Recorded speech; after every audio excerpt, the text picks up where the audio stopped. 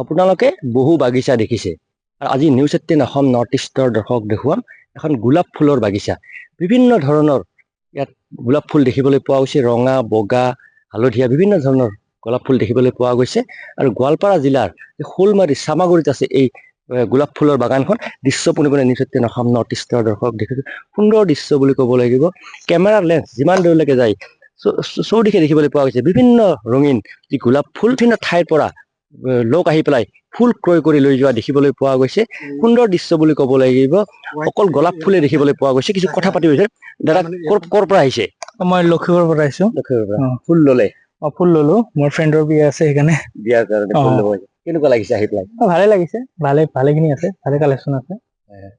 অকল কিন্তু গোলাপ ফুলে দেখিবলৈ পোৱা গৈছে সুন্দৰ দৃশ্য ন চব ভেৰাইটিজ কালাৰ আছে সেইকাৰণে ভাল লাগিছে দেখি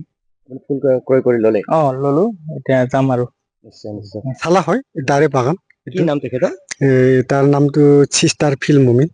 কিমান বছৰৰ পৰা কৰি আছে এটা 5 বছৰ মানা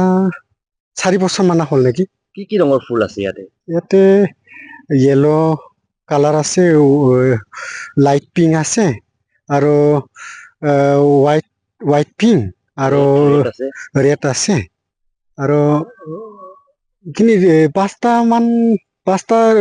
মান ৰকম আছে নেকি কালাৰ আছে নেকি কি হয় ইয়াতে বিক্ৰী হয় ইয়াতে কিমানকে ফুল গিলান বিক্ৰী কৰে 20 টকা কৰি পাৰ পিচ ইয়াৰ পৰা লৈ যায় মানুহবিলাক নামটো কি ক'লে আপোনাৰ মালিকৰ চিষ্টাৰ ফিল মমিন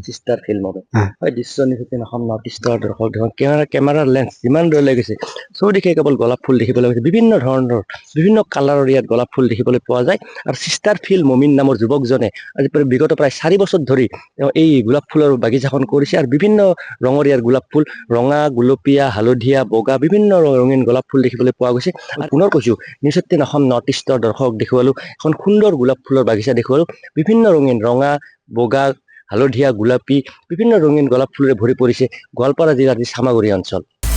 আপুনি বিচৰা বাতৰি পাব কেৱল নিউজ 18 এপত নিউজ 18 এপ ডাউনলোড কৰিবলৈ স্ক্যান কৰক এই QR কোড গুগল প্লে ষ্টৰতো পাব এই নিউজ 18 এপ